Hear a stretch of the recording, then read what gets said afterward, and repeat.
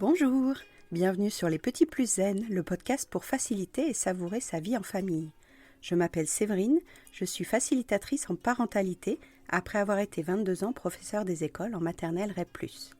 Chaque semaine, je te propose ici des pistes et des thèmes approfondis sur la petite enfance, l'éducation et la communication pour que tu retrouves le plaisir des relations familiales sereines et épanouies. Une de mes missions est de t'aider à mieux comprendre et apaiser les émotions de chacun pour installer un équilibre entre tes besoins personnels et ceux de ta famille et enfin retrouver du temps pour toi. Je te partagerai aussi mon expérience en classe de maternelle, des découvertes apprises en formation et des outils inédits et actionnables facilement que j'ai créés au fil du temps à l'école et à la maison. Pour ne manquer aucun épisode, abonne-toi s'il te plaît sur ton application de podcast préférée et participe généreusement à la diffusion de mon travail en laissant un avis et une note de 5 étoiles. Pour plus de contenu, d'inspiration et de motivation, retrouve-moi aussi sur Instagram, Facebook et Clubhouse sous le nom Les Petits Plus Zen. Sur ce, je te souhaite une belle écoute.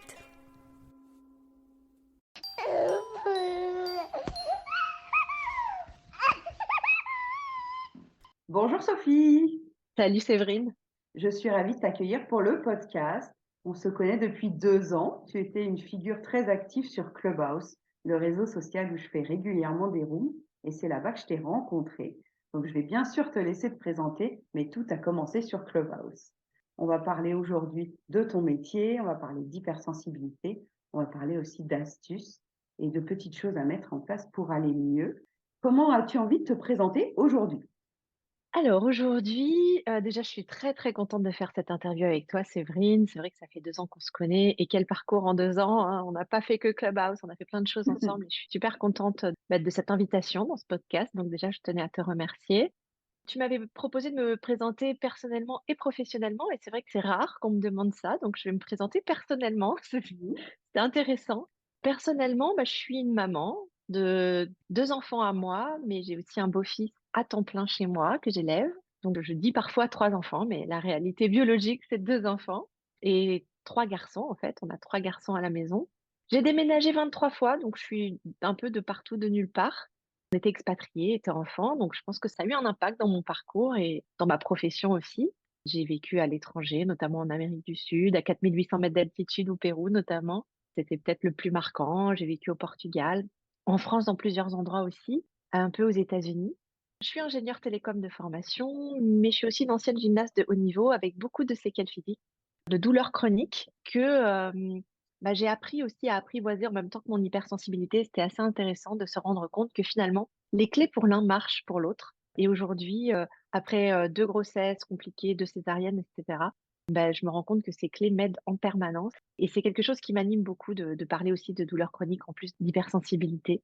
Donc voilà, pour me présenter personnellement, on peut dire mon âge. J'ai 46 ans aujourd'hui. Je suis une vieille dame, comme j'aime bien dire, parce que quand j'ai commencé ma carrière d'ingénieur, je trouvais que les dames de 46 ans étaient des vieilles dames. Donc aujourd'hui, je me rends compte rétrospectivement de la drôlerie de la chose, mais de voir qu'il y a une sagesse quand même qui apparaît à notre âge, hein. Je crois qu'on a le même âge et qui fait que on a des perspectives différentes et qu'on est content d'avoir fait un parcours de développement personnel et de développement professionnel quand on arrive à notre âge, encore plus peut-être que plus jeune, parce que c'est comme ça qu'on peut envisager sereinement vraiment l'avenir. Et ça, c'est important aussi à notre âge. Et professionnellement, donc, j'ai lancé mon cabinet de coaching il y a 13 ans en revenant de San Francisco où j'ai été certifiée coach par la Fédération internationale de coaching. Donc, je suis coach professionnel PCC et je suis aussi certifiée professeur de coaching intégral par mon école. J'enseigne aussi cette méthode de coaching intégral.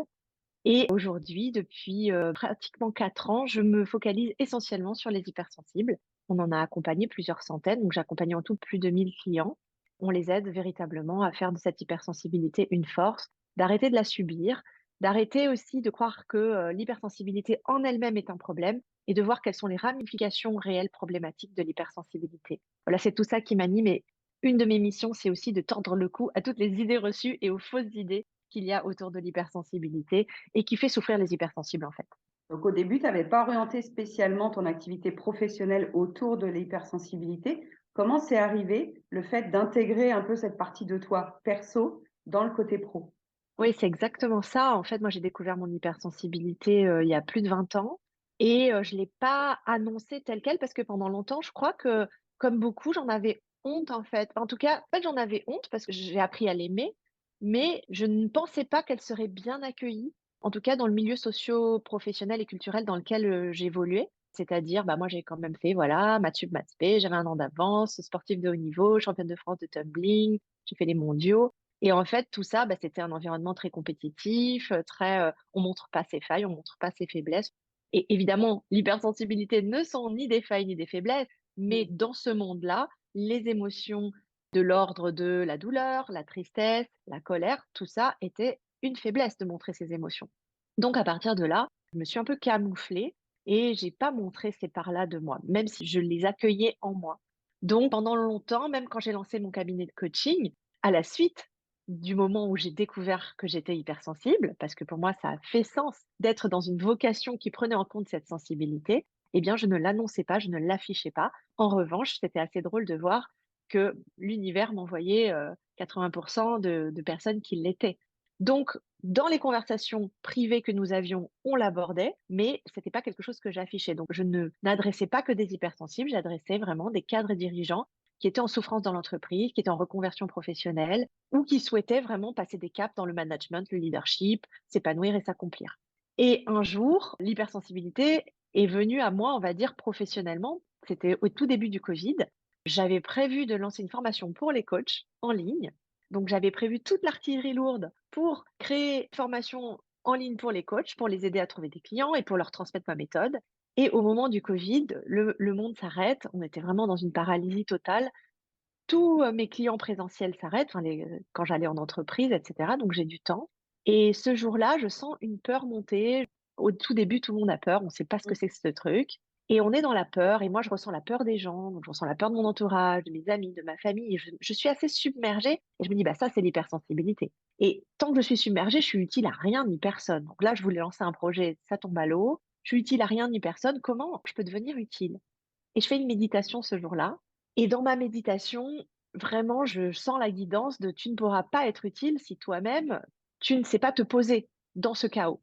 Donc déjà, pose-toi dans ce chaos». Donc je fais plusieurs méditations, plusieurs jours, je me pose, je prends du recul, je prends de la distance, je fais ce que je sais faire, dans ma présence, dans mon retour à moi. C'est facile parce que j'ai plus de clients, j'ai plus de travail, les enfants sont à la maison, donc tout se calme, tout se ralentit. Je suis dehors, en plus il fait beau, je suis dans mon jardin, donc et vraiment l'espace des trucs où je me recentre, je me recentre, je me recentre et je refais une dernière méditation où je me dis: «Beh, comment je peux contribuer au mieux?» une fois que j'étais posée et vraiment ce qui m'est venu, c'est: «Utilise ton artillerie, digitale pour ta formation en ligne pour les coachs, pour faire des conférences pour les hypersensibles» et au début, j'ai fait des conférences comme ça, gratuites, juste pour qu'on se fédère et juste pour leur dire: «Voilà, j'ai fait ces méditations, maintenant je me sens capable d'aider les autres. Vous, vous devez être dans le chaos, je vais vous montrer comment on fait et ensuite vous pourrez vous aussi aider les autres» et c'était vraiment une idée de, bah, si tout le monde aide tout le monde, ça va bien se passer, quoi et puis, à ce moment-là, je fais aussi du coaching gratuit. On crée un collectif avec mes camarades de coaching intégral de San Francisco et on propose du coaching gratuit pour tous les gens en détresse. Donc, à ce moment-là, je suis vraiment dans une optique, j'aide les gens que j'ai envie d'aider et comme je fais du gratuit, je fais vraiment que ce que j'adore.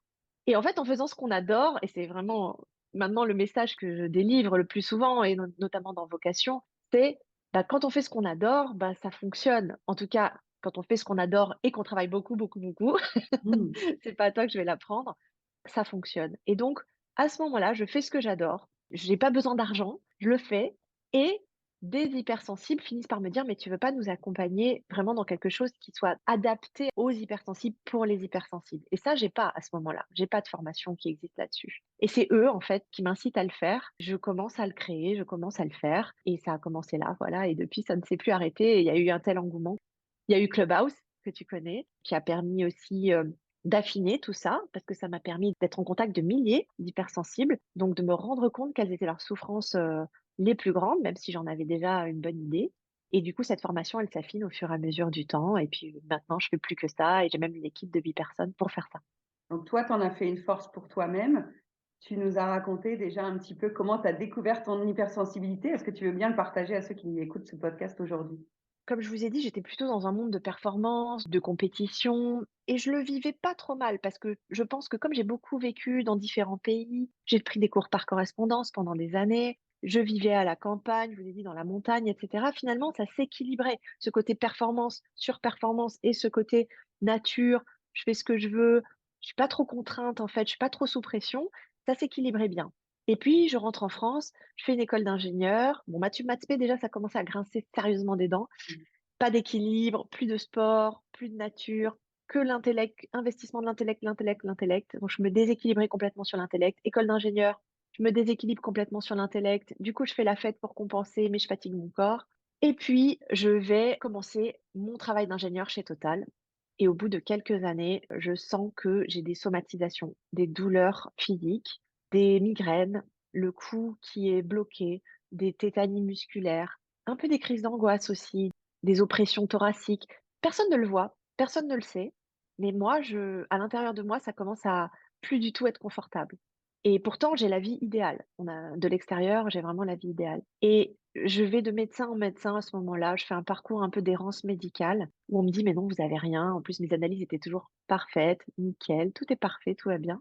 Et c'est un médecin généraliste qui me dit, il y a quand même quelque chose. Il me fait des analyses plus poussées. Il se rend compte que j'ai certaines carences en magnésium, en calcium. Mais il me dit, c'est pas vos carences qui créent ça. C'est parce que vous avez une problématique plus de développement personnel que vous ne stockez plus parce que vous êtes en stress chronique.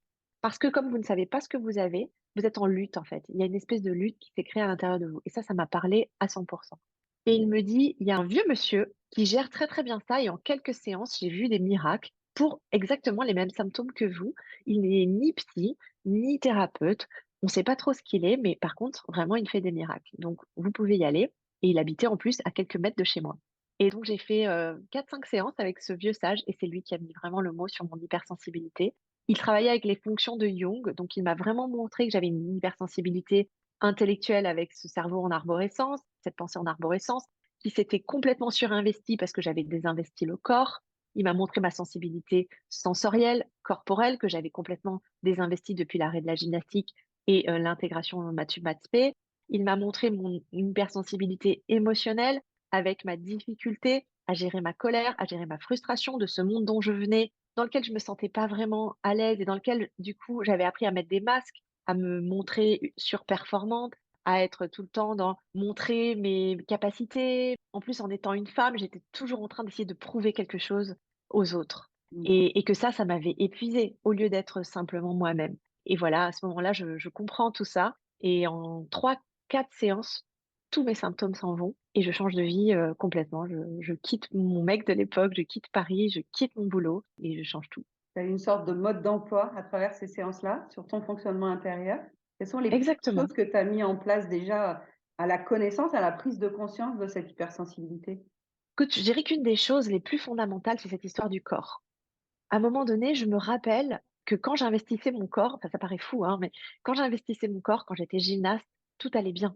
L'équilibre était là. J'avais rien à faire, j'avais rien à penser, j'avais pas des exercices à faire. Aujourd'hui, on donne des exercices de yoga, on donne des exercices de sport, etc. Mais moi, tout ça était intégré dans la pratique de la gymnastique. La gymnastique, c'est quand même à la fois quelque chose de très sportif et de très cardio, et quelque chose qui demande une grande agilité et une grande sérénité. Parce que quand tu dois tenir un équilibre ou quand tu dois faire un double saut périlleux arrière, il y a une forme de sagesse du corps là-dedans. Et donc, je me reconnecte au corps, hein, en fait, à ce moment-là. C'est vraiment la première chose que je fais. Je re-respire, en fait. Je re-respire en conscience. Je reprends des activités sportives.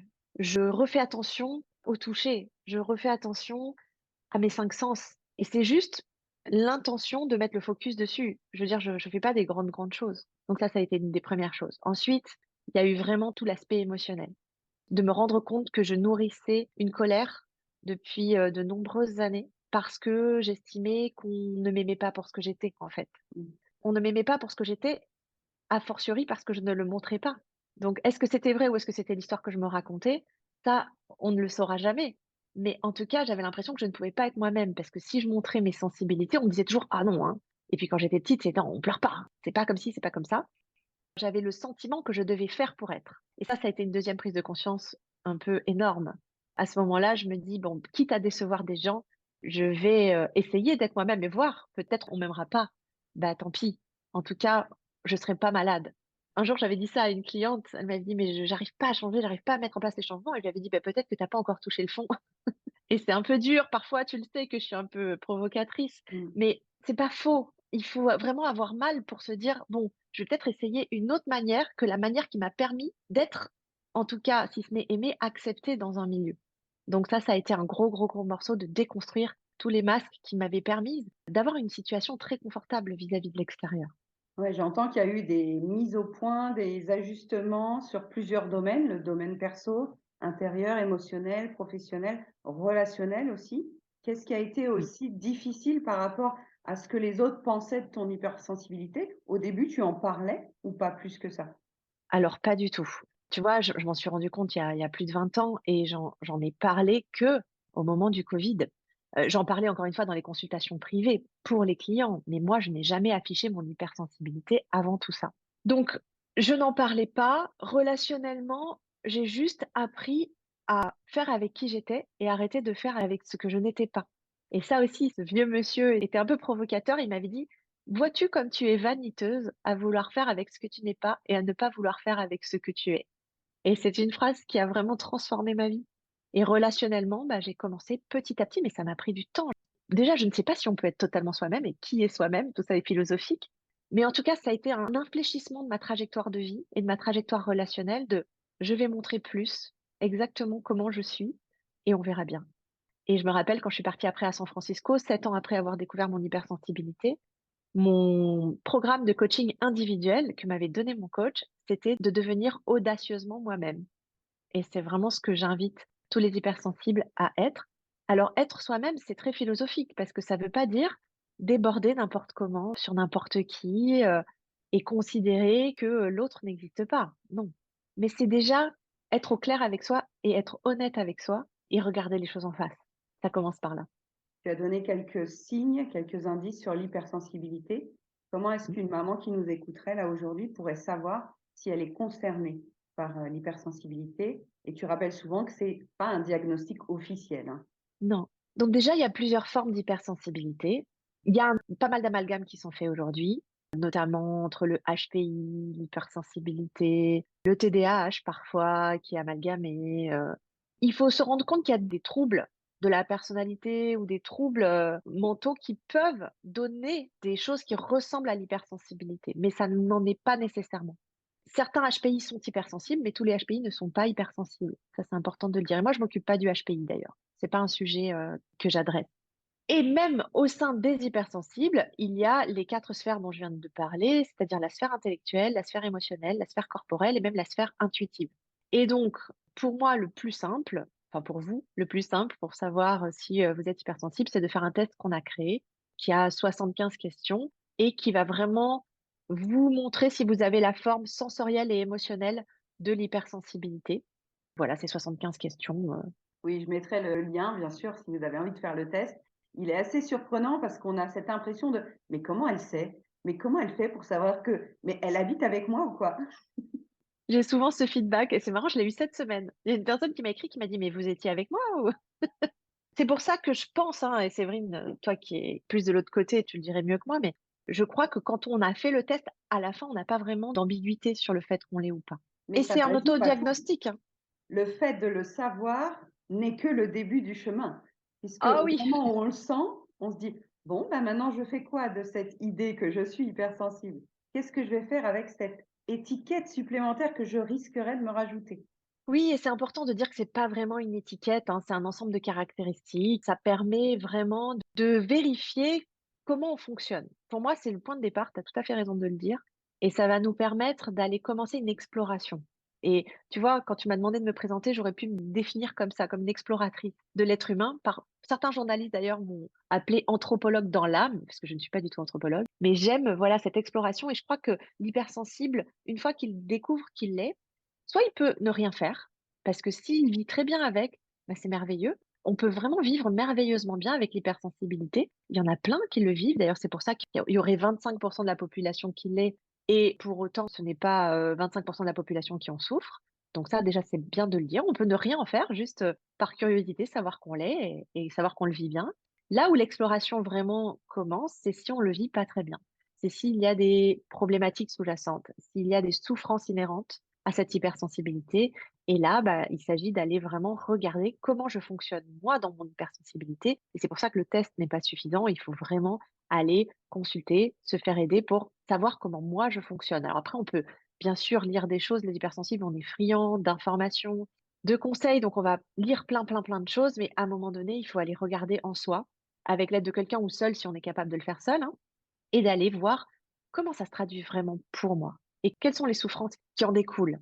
Parce que la question de l'exploration, elle est intéressante que dans cette optique-là, selon moi. Sinon, c'est une introspection qui va nous auto-centrer. C'est pas le but. L'idée, c'est vraiment comment j'amenuise ma souffrance, comment je retrouve un équilibre, comment je peux m'épanouir et m'accomplir dans mon hypersensibilité. Et pour ça, la première étape, ça va aller être de creuser sur bah, qu'est-ce qui me fait souffrir là-dedans.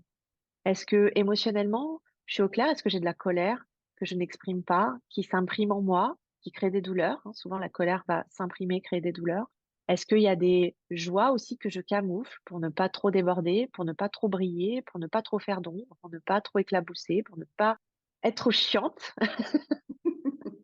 Vraiment oser être chiant, pas trop, parce que sinon, bah, on s'isole, mais si une part de soi, bah, prend de la place, comment je lui laisse cette place? Et regarder où est-ce que j'ai camouflé des bouts de moi, où est-ce que je me suis éteinte, où est-ce que j'ai voulu vraiment éloigner de moi des parts de moi. Et c'est pas pour rien que à San Francisco, je suis partie faire cette formation de coaching intégral qui est l'intégration de toutes nos parts. Parce que l'hypersensible n'est pas obligé de souffrir, il souffre quand il se coupe de parts de lui-même et quand il les rejette. Et donc l'idée, c'est d'aller voir toutes ces parts et de les ramener à soi, d'apprendre à les aimer une à une et de redevenir un, de se recompléter, d'être dans la complétude intérieure. Si une maman qui nous écoute là aujourd'hui se sent concernée et ça résonne en elle, ce retour au corps, comment elle pourrait l'apprivoiser comme première pratique? C'est vraiment difficile de donner des pratiques quand on n'a pas une problématique singulière en face de nous, parce qu'il y a autant d'hypersensibilité qu'il y a d'hypersensibles. Et tu vois, je donnerais pas le même conseil à deux ou trois personnes du retour au corps suivant leur façon de se déconnecter de leur corps ou suivant leur façon de gérer leurs émotions, suivant aussi leur histoire, suivant leur traumatisme.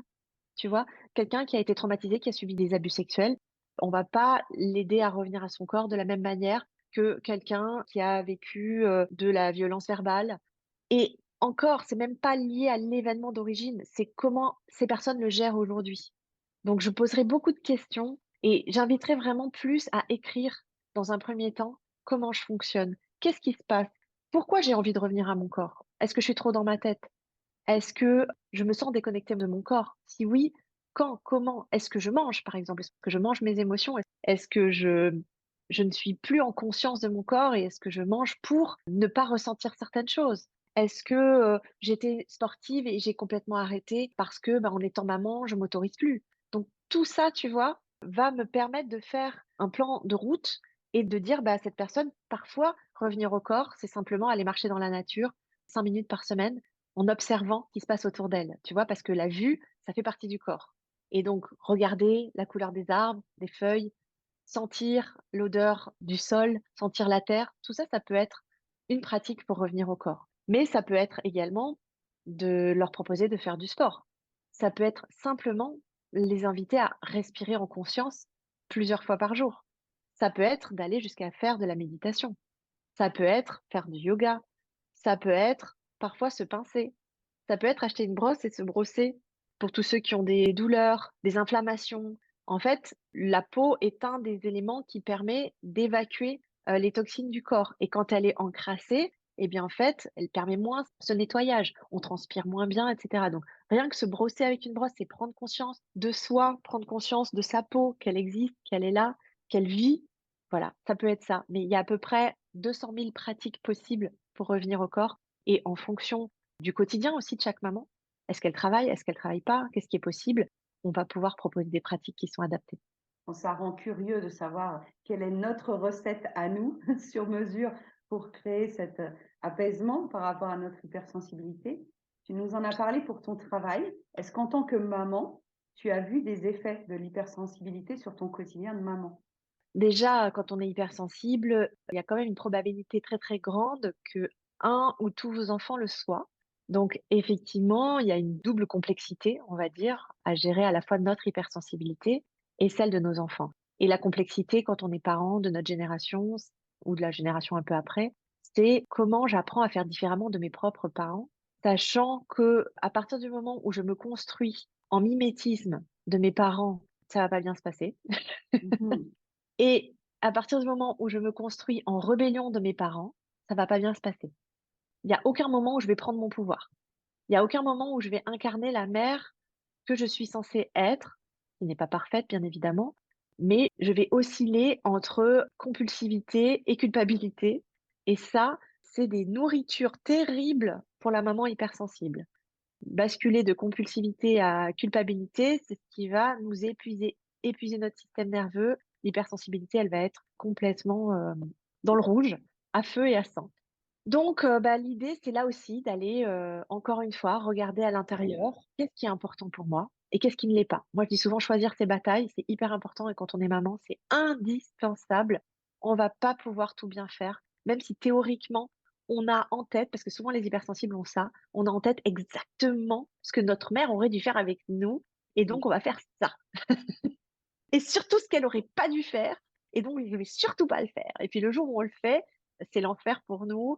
Donc déjà sortir de tout ça, c'est vachement important. Ensuite, quand on a des enfants hypersensibles, c'est vraiment de se dire: «On va pas les empêcher de souffrir». Il faut déjà faire le deuil de ça. On va pas les empêcher de souffrir. Ils vont souffrir et c'est OK. Maintenant, pour moi, c'est petit à petit de leur construire la boîte à outils. Donc pour leur construire la boîte à outils, il faut qu'on se la soit construite pour nous-mêmes et après ne pas calquer la nôtre sur l'autre. Donc c'est encore une fois un travail sur mesure, de regarder comment mon enfant fonctionne. Donc là, j'invite vraiment toutes les mamans à écrire. Voilà, il a réagi comme ça dans telle situation et d'essayer de voir des schémas qui se dessinent. Et quand le schéma se dessine, on peut, par la réflexivité, on peut par le questionnement puissant, proposer à l'enfant de voir ce qui se passe en lui, sans vouloir le modifier. Parce que souvent, ce qu'on veut, c'est l'apaiser.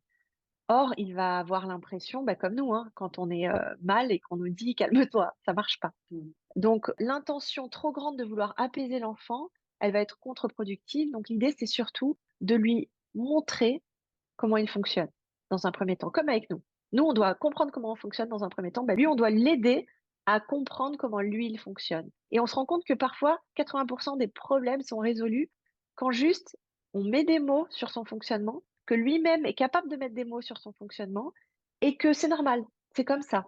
Il n'y a pas de c'est pas comme ça, il faut pas, t'es pas dans la norme, t'es pas dans le moule, etc. Donc voilà une des choses à faire, enfin il y en aurait un million, mais comment, on peut être le plus confortable possible avec, l'hypersensibilité à la fois pour soi et pour ses enfants en tout cas, c'est les premières choses qu'il y a à faire. Et plus on va loin sur notre hypersensibilité de maman, plus on sera au calme et capable de réguler ensuite les émotions et les débordements de nos enfants et décoder leur comportement. Si on n'a pas fait ce travail pour nous-mêmes d'abord, il va être difficile de le modéliser et de l'incarner pour eux ensuite, quel que soit leur âge, que ce soit un tout petit ou un adolescent. Je dirais que s'il y avait une seule chose à faire pour une maman qui a des enfants hypersensibles, c'est de faire ce travail sur elle. C'est-à-dire bien avant même d'essayer de faire quoi que ce soit sur son enfant. Elle peut même ne rien faire sur son enfant, juste faire ce travail pour elle. Pour le coup, en mimétisme, l'enfant verra déjà des clés sur comment apprivoiser tout ça et comment, accueillir tout ça. Tu dirais que l'accompagnement des enfants hypersensibles est différent de l'accompagnement des adultes hypersensibles? Ça, c'est une excellente question. Je dirais qu'il est différent, oui. À partir du moment où le cerveau n'est pas encore capable d'autocorrection, d'autoréflexion, d'auto-observation et d'autodiscipline, parce que c'est ça qu'on donne comme pratique aux adultes finalement. C'est de mettre en place des rituels, de mettre en place des disciplines nouvelles, des savoir-être nouveaux. On sait très bien que pour qu'un enfant arrive à se laver les dents, il faut à peu près 15 ans de répétition quotidienne. Je sais pas combien ça fait de jours et je sais pas combien ça fait de répétitions, mais donc tant qu'il y a pas cette capacité d'autodiscipline, on ne pourra pas gérer de la même manière en lui donnant des pratiques, des exercices. Donc il va falloir plus être dans l'instantané, être dans la présence et lui apprendre à être avec son corps, à être avec ses émotions et à observer ses pensées, en étant avec lui et en le faisant avec lui. Et moi, par exemple, le soir, on fait des exercices avec mes enfants dans le lit où on va faire vraiment des scans corporels et où, je vais leur demander quelles sont leurs sensations corporelles. Et je vais leur demander, quelle a été, l'émotion agréable de la journée et quelle a été l'émotion la plus désagréable de la journée. Et comme ça leur permet de développer du vocabulaire, de développer du focus, de développer de la compétence, en fait. sur l'intelligence émotionnelle, sur l'intelligence corporelle, au-delà de l'intelligence cognitive. Et quand on le découvre, nous, assez tard, quand nos enfants sont déjà un peu plus grands, est-ce qu'on se rajoute, parce que moi je me remets dans cette émotion d'il y a 2 ans de découvrir tout ce monde-là de l'hypersensibilité et de me dire: «Si j'avais su tout ça avant, j'aurais pu mieux aider ma première fille». Donc est-ce qu'on se Mmh. rajoute encore une flamme de culpabilité de ne pas avoir su ça avant pour nous-mêmes, pour l'avoir modélisé plus tôt pour nos enfants? Est-ce que tu vois ce que je veux dire? Quand on Oui, découvre tout ça, c'est déjà submergent pour nous et on mmh, se rajoute en plus une injonction de faire tout ça pour aider nos enfants à leur tour. Comme si on menait 2 combats en parallèle. oui, j'entends et je connais, enfin, je sais ton parcours et je sais à quel point quand on découvre ça, moi, c'est vrai que la chance que j'ai eue, c'est de l'avoir découvert il y a 20 ans, donc c'est différent. Mais quand on découvre ça, il y a malheureusement une phase très difficile et c'est pour ça que dans nos parcours, on travaille énormément là-dessus. C'est ce que j'appelle et que tu connais très bien, le juge intérieur et cette part de nous qui va venir comparer la théorie de ce qu'il faudrait bien faire avec ce que je fais, ce que j'ai fait. Or, on se rend compte aujourd'hui, et plusieurs études le montrent, alors c'est pas scientifique, mais quand même, il y a des études qui tendent à le montrer, c'est que l'enfant va trouver ses propres ressources, que tu aies bien fait ou que tu aies mal fait. Et même, il va parfois trouver mieux ses propres ressources quand tu fais mal que quand tu fais bien. Il n'y a pas forcément d'études là-dessus, mais moi, j'ai fait mes propres analyses sur les différents cas qu'on a eus, que si tu fais tout bien, l'enfant est pas très bien adapté à la société. Donc en fait, il y a vraiment un truc à calmer en parallèle du travail sur soi, qui est ce juge intérieur et retrouver par le corps la guidance intérieure et le flot de la vie et pas rester dans le mental. Parce qu'à partir du moment où on culpabilise, ça veut dire qu'on est dans le mental. On est en train de comparer ce qu'on est en train de faire à une réalité totalement théorique de ce qu'il faudrait faire. Et c'est ça qui crée cette culpabilité. Moi, je sais que mes enfants sont hypersensibles. Je sais que c'est mieux d'accueillir les émotions, mais parfois je les accueille pas leurs émotions. Et c'est OK et c'est pas grave. Et par contre, je vais leur dire, je vais essayer de conscientiser, voilà. J'essaye de garder qu'un seul truc en tête, c'est de conscientiser ce qui se passe. Donc je vais m'excuser, je vais leur dire: «Écoute, là, maman, elle a son réservoir qui est plein, donc je n'ai pas de capacité à accueillir tes émotions. Va voir papa ou va trouver une solution parce que là, je n'ai juste pas les ressources» Mmh. et c'est OK. Et à partir du moment où on fait ça, bah, on arrête aussi d'en faire des contenteurs parce que, tu le sais très bien, une des plus grandes souffrances des hypersensibles hyperempathiques, c'est de devenir des contenteurs, d'avoir ce syndrome du contenteur et de vouloir faire plaisir à tout le monde et de contenter tout le monde. Et là, dans ta question, j'entends que je veux aussi contenter mes enfants quelque part, faire en sorte qu'ils soient vraiment bien. Mais non, la vie, c'est des hauts et des bas et j'apprends à mes enfants, la vie, c'est 50 de trucs sympas et 50 de trucs vraiment merdiques. Mais vraiment, hein. On souffre tous. Je veux dire, il y a une souffrance inhérente à l'être humain qui est de fait. Donc, vouloir qu'ils ne souffrent pas, déjà, c'est un leurre. Et ensuite, pour moi, leur mettre de la conscience sur tout ce qui se passe, y compris sur mes failles, y compris sur mes lacunes, y compris sur mon manque de ressources, y compris sur les fois où je fais mal, y compris les fois où je gueule, y compris les fois où je les ai laissés manger n'importe quoi pendant 3 jours et ils ont un pic de sucre et puis ils ont fait des écrans. Bah voilà, je leur dis, bah écoutez, là, je suis fatiguée, j'ai des douleurs, je suis allongée, je vous laisse regarder des écrans. C'est pas terrible. Maintenant, j'essaie de limiter la casse et je leur dis: «Bah, dans quelques jours, on fera mieux» ou bah, je leur interdis de regarder des trucs violents. Voilà, c'est trouver des compromis, en fait. C'est toujours trouver des compromis et se lâcher la grappe. En fait, ce que je remarque, c'est que plus on est stressé sur ça, moins on arrive à être dans la présence. Parce que ce qui compte, c'est pas la théorie de l'éducation, c'est d'être dans la présence, d'être avec eux.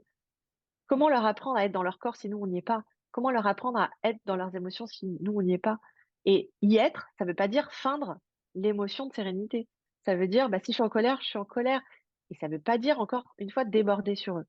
Mais on peut ressentir de la colère et l'exprimer en disant: «Écoute, là, je suis hyper en colère. Il vaut mieux que tu viennes pas me voir maintenant».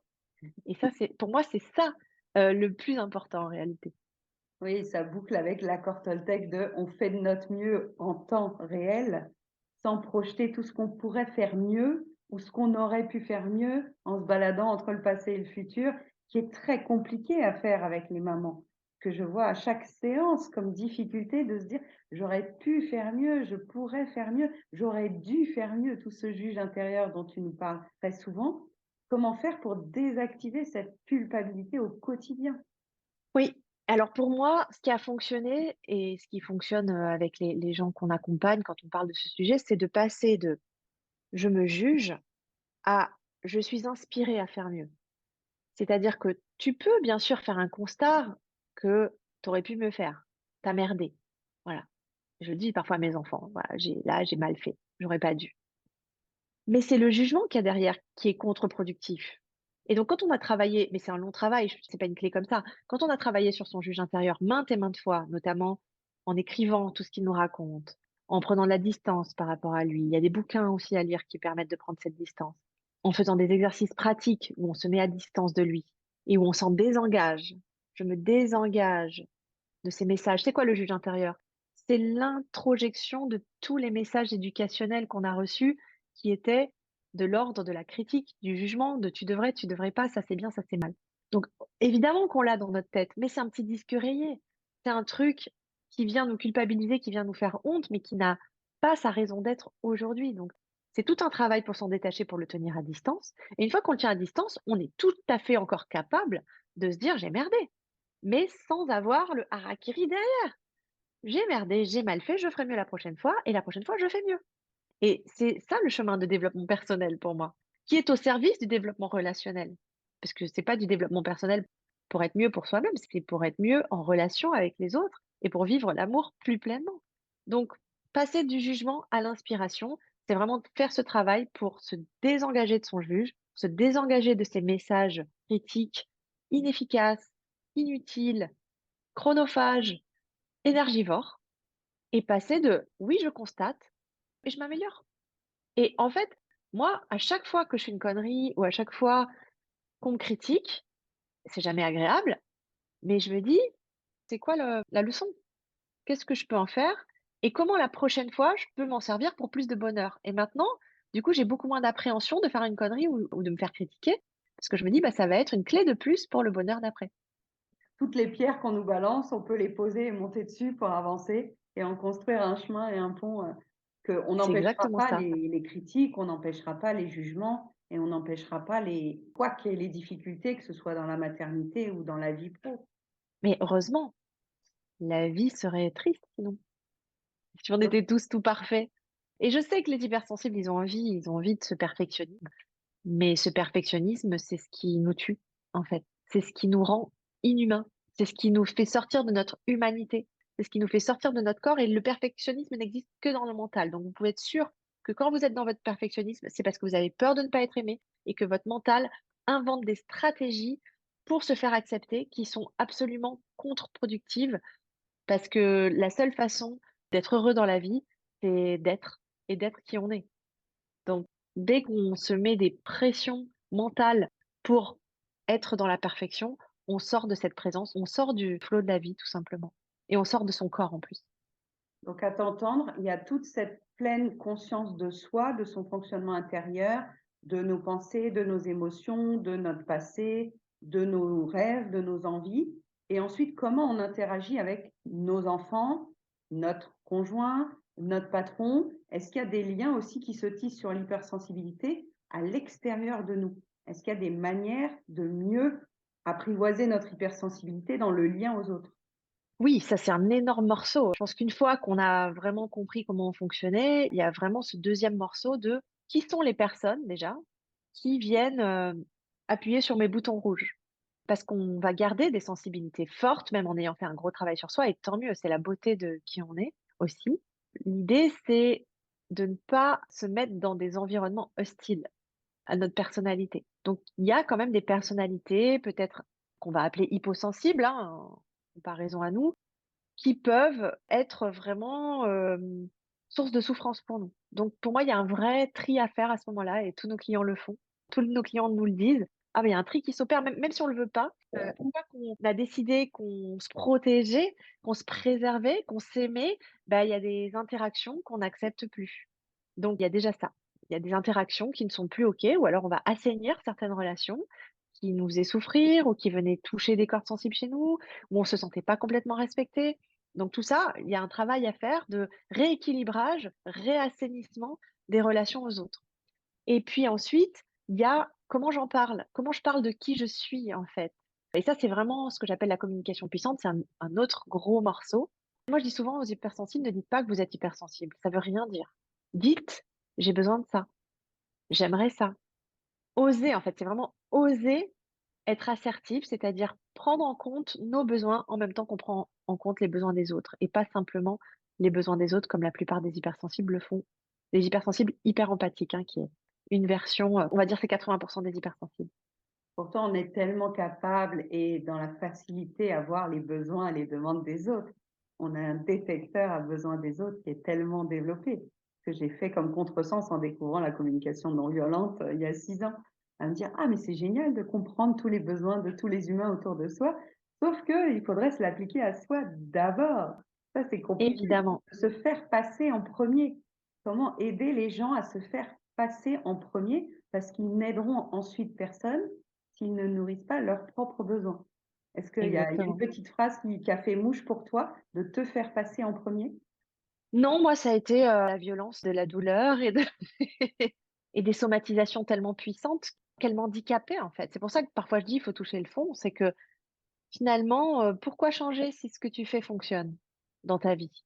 Moi, ça a fonctionné longtemps. J'étais ingénieure, j'avais un super, job, un super salaire, un super appart, un super mec, je veux dire, tant que j'étais bien, pourquoi changer? Pourquoi me faire passer en premier? Enfin, je donnais à ma boîte, je finissais à 22 heures le soir, je donnais à mon mec, il était très content, je donnais à mes amis, j'ai été 7 fois témoin de mariage, donc on voit que j'étais la meilleure amie de plein de gens et tant que ça va, on va pas le faire le travail de se mettre en priorité. C'est quand ça va pas et je crois qu'il y a pas eu de phrase, il y a eu des douleurs fortes qui m'ont fait me dire: «Bah, de toute façon, c'est indispensable, sinon je vais plus avoir de plaisir dans la vie», hein. Vraiment, c'était ça, les symptômes physiques.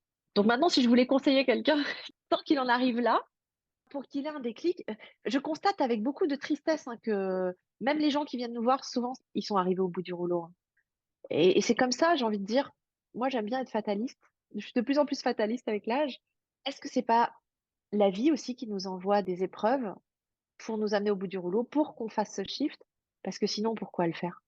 Pourquoi se mettre en priorité si mettre tout le monde en priorité, ça fonctionne pour nous? Pourquoi pas, hein? Voilà, j'ai pas de remède miracle ni de phrase. Je crois qu'il y a pas de phrase.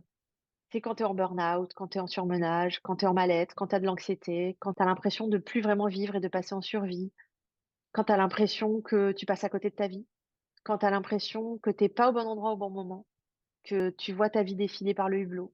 Tout ça, c'est des signes. S'il y a eu une phrase, mais c'est moi qui me la suis dite une fois que j'avais déjà vu tout ça, c'est: «Détruire son présent pour un futur hypothétique est complètement absurde».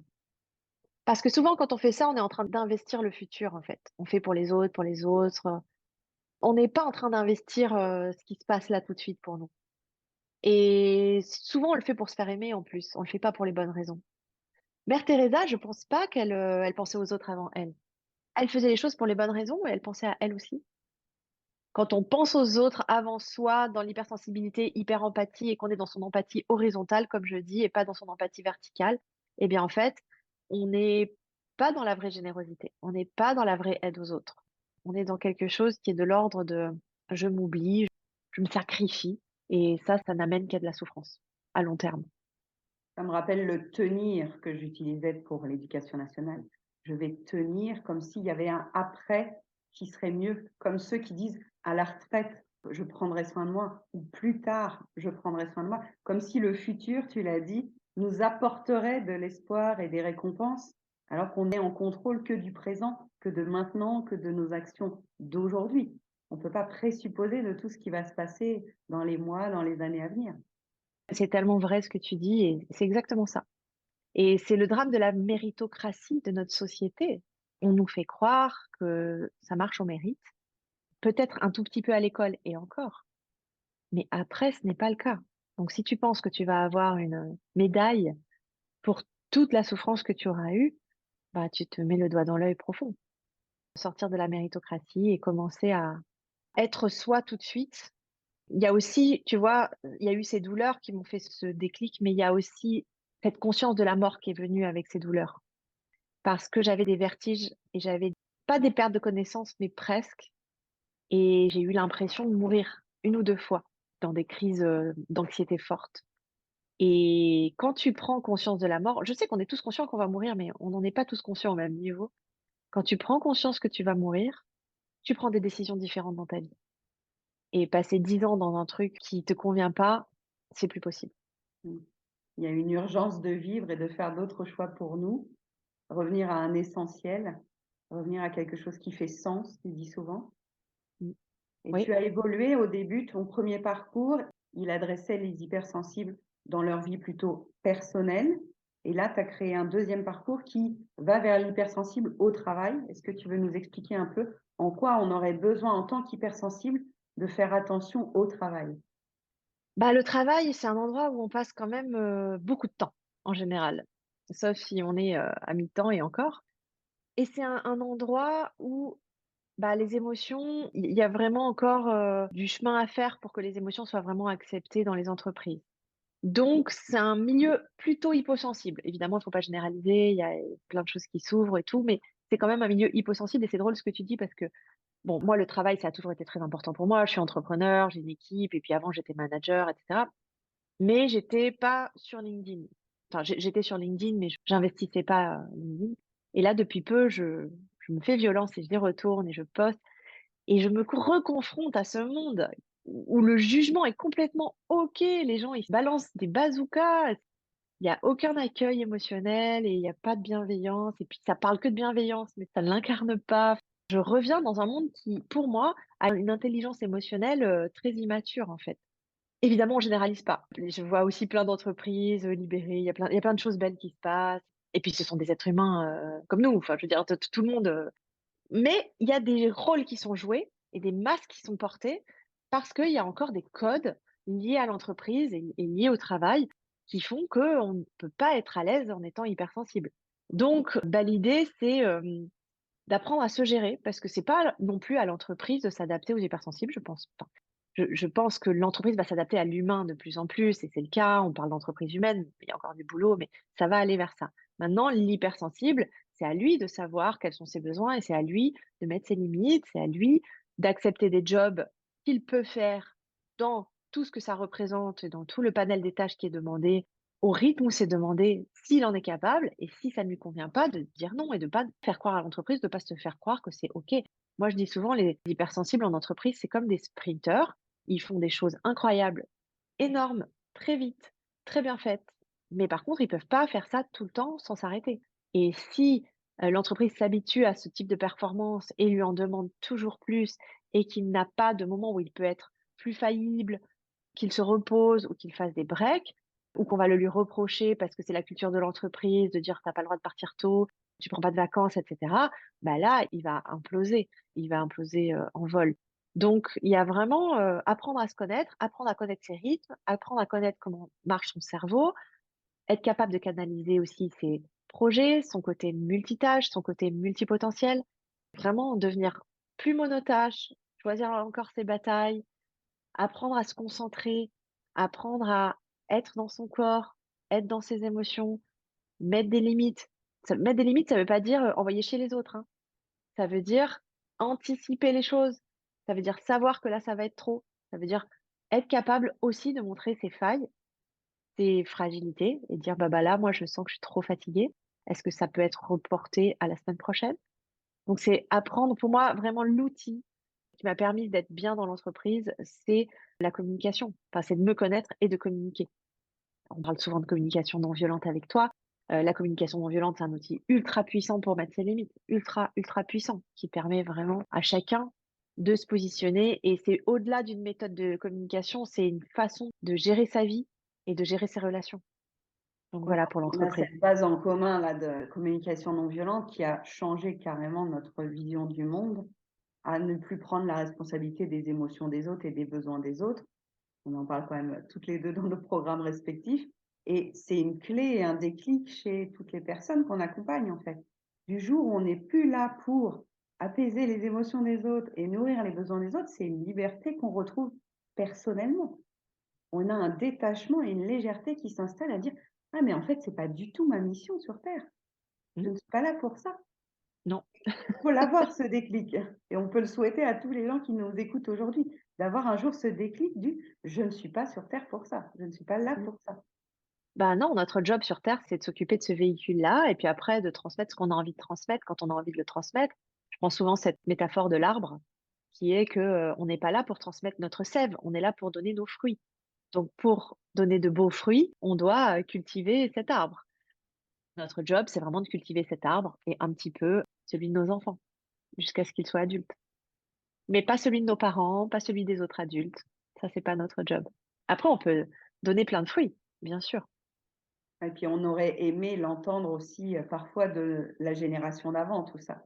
On aurait pu aimer avoir ces clés plus tôt, mais nos parents ne sont pas en état ou capables d'avoir toutes ces connaissances qu'on a maintenant, en 2023. Oui, on a eu beaucoup de discussions là-dessus. Moi, aujourd'hui, je suis apaisée par rapport à ça dans le sens où, je crois même que eux ont fait un chemin énorme depuis leurs parents et nous, on part d'eux et on fait un chemin énorme et nos enfants, pareil et en fait, c'est grâce aussi à eux qu'on a pu avoir cette ouverture d'esprit parce qu'ils ont été certainement, avec toutes leurs failles, avec toute leur fragilité, avec tout leur bagage, étaient un peu plus ouverts que leurs parents et en fait, c'est juste de proche en proche. Chaque génération essaye de s'ouvrir un petit peu plus avec le bagage, qu'elle transporte. Moi, vraiment, comme je me suis apaisée sur le juge intérieur et c'est encore, en ce moment, hein, enfin, je veux dire, c'est pas un truc qui date d'il y a longtemps que je suis apaisée sur le juge intérieur. Je travaille encore sur le la relation avec mes parents, hein, tu le sais. Mais vraiment, aujourd'hui, je suis apaisée dans le fait de je ne me dis plus jamais: «J'aurais aimé, il aurait fallu, ça aurait dû». Je vois les bénéfices, en fait, de ça. Je suis aussi triste du type de relation que j'ai et de voir que j'aimerais que ça soit plus, j'aimerais être plus proche peut-être, j'aimerais pouvoir avoir des conversations qu'on peut pas avoir. Donc j'accueille cette tristesse-là, mais je me dis que ça a sa raison d'être aussi et que c'est ça qui nous a certainement mises sur ce chemin de transmission aujourd'hui parce que sinon, si c'était pas aussi important pour nous, on le transmettrait pas. Oui, je le crois aussi, que c'était justement pour ça que, on en est allé chacune vers nos spécificités et nos expertises, maintenant, quoi. Sur les Exactement. prochains projets que tu as, est-ce que tu veux nous parler un peu de tes prochains projets? Écoute, là, en ce moment, on parle beaucoup des hommes. Ah ah! Parce qu'on a quand même beaucoup, beaucoup, beaucoup de femmes dans nos parcours, hein. On a accompagné 300 femmes, je crois. Et les hommes, ils sont là, hein. On en a toujours dans les parcours, mais voilà, c'est 10 à peu près. Et avant, j'étais coach, je travaillais pour les cadres dirigeants et j'avais énormément d'hommes hypersensibles dans mon cabinet. Et là, moins, parce qu'à partir du moment où on affiche cette étiquette, ça fait fuir, les hommes qui veulent pas forcément être étiquetés là-dessus. Et je peux le comprendre, hein, et moi-même, j'ai jamais voulu, trop être étiquetée avec l'hypersensibilité, qui a encore une connotation, je trouve, péjorative, dans notre société. Même si j'essaye de redorer son blason, c'est quand même difficile. C'est considéré comme pas dans la norme, alors que c'est complètement dans la norme, hein. C'est ni une pathologie, ni une maladie, ça n'est pas reconnu par la médecine et c'est tant mieux. Voilà, un des projets, c'est les hommes. On a commencé des ateliers spécifiques pour les hommes, entre hommes et on a envie vraiment d'aider les hommes hypersensibles à apporter ce qu'ils ont apporté au monde parce que une de mes croyances, c'est que le fait que les hypersensibles soient pas forcément bien dans cette société, ne se sentent pas bien, accueillis ou reconnus, bah, ils vont se camoufler et du coup, ils ne transmettent pas ce qu'ils ont à transmettre. Or, il faut de tout pour faire un monde et cette hyper empathie qui va avec l'hypersensibilité, c'est hyper bénéfique pour l'humanité et pour la société. Et si on se cache et si on veut faire avec ce qu'on n'est pas et on veut pas faire avec ce qu'on est, bah, on n'est pas en train de transmettre ce qu'on a à transmettre, on n'est pas en train de vivre la vie qu'on est venu vivre et tout ça, c'est bien dommage et je crois que vraiment il y a plein d'hommes qui se gâchent la vie avec ça et on veut les aider. Donc ça, c'est un des projets. L'autre projet pour nous, c'est vraiment de continuer à être les meilleurs, les leaders sur notre marché avec ce parcours en PATUP et cette option vocation et à pas s'éparpiller justement. Moi, c'est vraiment un de mes projets, de ne pas avoir d'autres projets que de faire de celui-là un parcours transformationnel incroyable. Aujourd'hui, on a 8 personnes dans l'équipe. On a encore eu une réunion tout à l'heure. On veut l'améliorer, on veut prendre du feedback, on veut faire mieux, on veut faire plus et donc je veux faire ça, voilà, continuer là-dedans. Contribuer, transmettre, pour qu'à leur tour, les hypersensibles puissent contribuer et transmettre. Tu crées une Exactement. boucle, tu crées un cercle vertueux autour de Ouais. toi sur le monde hypersensible. Oui, oui, exactement et on aide, vraiment tous les hypersensibles. On a plutôt des cadres dirigeants, mais pas que. On a des professions libérales, puis on a des mères au foyer. Enfin, on a vraiment tous les hypersensibles qui ont tendance à en souffrir et qui veulent faire un travail sur eux et vraiment mon but, c'est d'en aider un maximum. Il y en aurait 17 millions en France Je pense qu'au moins, un quart d'entre eux en souffrent. Mmh. Donc c'est vraiment de les aider. On apporte beaucoup de contenu gratuit et évidemment, quand on fait un parcours de transformation, c'est beaucoup mieux et on voit vraiment des gens, revivre, renaître, s'ouvrir, s'épanouir et être capable de transmettre à d'autres et ça, c'est notre plus grand bonheur. Donc, on peut proposer à tous ceux qui nous écoutent aujourd'hui, qui se sentiraient concernés ou curieux, ou qui pourraient aussi se renseigner pour quelqu'un de proche, d'aller faire peut-être le test Mmh. je crois, tu as une conférence qui est liée avec ce test que les gens peuvent regarder. Est-ce que tu veux nous la présenter en quelques mots? Oui, bah, dans cette conférence qui est offerte, on présente les 5 étapes, enfin, en fait, c'est même 5 étapes plus une, il y en a 6, pour faire de l'hypersensibilité une force et pour sortir vraiment, des travers de, je m'épuise, je me plie en 4, je m'oublie, je prends pas ma place, je me fais bouffer et je ne sais pas me préserver. En général, si on fait le test, il y a un moment où on vous propose la conférence et si vous faites la conférence, on vous envoie le test et vous trouvez tout ça sur, www.amesciences-academy.com. Tu es aussi assez active sur Instagram où tu fais des réels, des vidéos, donc pour mieux décrire, pour mieux comprendre et puis il y a pas mal d'humour aussi. Tu détournes des vidéos qui sont déjà faites en textant et en sous-titrant en mode hypersensible. Donc pour les curieux et pour ceux qui ont envie de se détendre, je conseille aussi de te rajouter sur Instagram. On mettra tous les liens en description. Qu'est-ce que tu voudrais dire comme petit mot de la fin? Merci à toi pour cette interview déjà et puis pour tout le beau parcours que tu as fait toi-même et de voir à quel point tu l'incarnes et tu le transmets aujourd'hui. Et puis j'ai envie de dire, aux hypersensibles qu'il y a beaucoup d'espoir, que le monde est en train de changer. Les leaders de demain seront hypersensibles et qu'ils ont une responsabilité. Il y en a plein qui s'énervent quand je dis ça parce qu'ils ont déjà tellement de poids, de culpabilité. Ils confondent culpabilité et responsabilité. Quand je leur dis responsabilité, ça ne veut pas dire qu'ils sont obligés de le faire et qu'ils auraient dû le faire et que s'ils le font pas, c'est des mauvais. Mais je crois vraiment qu'on a une responsabilité d'endosser un leadership empathique et d'aller, mettre en place les changements qu'on veut voir dans le monde.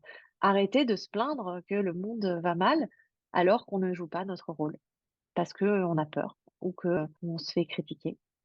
Il faut, dépasser ça et je crois qu'en se fédérant, en communiquant dessus, en se rendant compte qu'on n'est pas seul, en se rendant compte qu'il y en a qui y arrivent et qui arrivent à faire des petits changements. Je crois pas qu'on soit mégalo, donc on n'a pas envie d'être des présidents de la République, mais il y en a qui sont engagés dans des actions, collectives, dans des actions communautaires, mais même dans l'entreprise.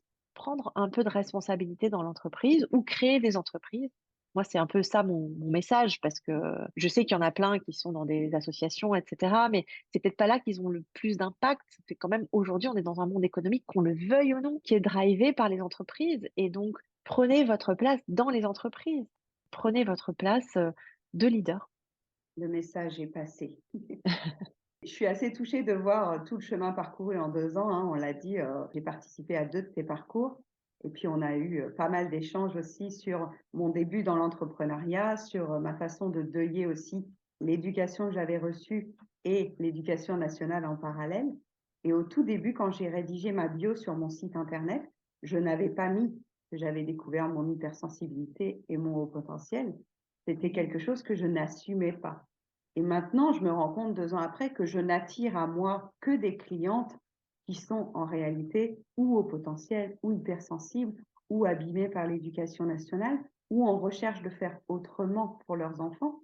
Donc, tu as permis aussi que je ne tourne pas en rond dans mon petit radeau, parce que j'avais l'impression d'être sur la mer dans mon petit radeau avec mes rames, mais de ne pas savoir du tout dans quel sens aller et de me proposer au moins des directions pour apprivoiser mon hypersensibilité, pour mieux comprendre comment je réagissais et comment faire autrement. Que maintenant, je transmets aussi à mon tour aux mamans qui sont prêtes à entendre qu'on peut moins souffrir de nos émotions fortes, qu'on peut moins souffrir de ne pas comprendre le comportement de nos enfants. Donc, je te remercie aussi à mon tour pour tous les parcours que tu as su créer, toutes les rooms Clubhouse que tu as pu diffuser et qui malheureusement ne sont pas en replay, celles-là, parce qu'à l'époque, Non. il n'y avait pas de replay, parce que ça t'aurait lancé un podcast entier avec toutes ces rooms-là si à l'époque, il y avait eu des replays. Retrouvez Sophie si vous voulez dans ses conférences en ligne et puis sur ses réseaux sociaux. Tu as un groupe Facebook aussi qui est ouvert au grand public et on vous mettra le lien Ouais, dans la je crois que légende. c'est les leaders hypersensibles et empathiques, le dernier nom du groupe, Facebook et sur Clubhouse, il y a quand même 3 rooms qui sont en replay. Mais c'est vrai que les 60 rondes qu'on a faites, malheureusement, n'y sont pas. Ça vous donnera un aperçu aussi de tous les sujets qui sont concernés par l'hypersensibilité. En tout cas, merci pour ton temps, parce que tu as, en tant que chef d'entreprise, beaucoup de choses à cocher et j'ai pu voir ça dans les coulisses. Donc merci de m'avoir accordé ce temps et merci de m'avoir, permis de décoder toutes ces informations autour de l'hypersensibilité et des émotions et le lien avec la communication non violente. C'était très précieux sur ces 2 dernières années. À très bientôt, Sophie. À très bientôt, Séverine, et merci pour tout. Merci pour cette interview. Je t'embrasse fort. Au revoir. Au revoir. Merci d'avoir écouté cet épisode. Tu peux retrouver les thèmes et les épisodes précédents aussi sur lppzen.com/lepodcast. Pour soutenir mon travail, je t'invite à noter, commenter et partager le podcast, notamment sur ton application préférée, comme Apple Podcast par exemple. Ton soutien est important pour moi pour permettre à d'autres parents de retrouver la sérénité en famille. On se retrouve pour un prochain épisode très bientôt et en attendant, prends bien soin de ta cheminée des émotions et de ton arc-en-ciel des besoins. À très vite.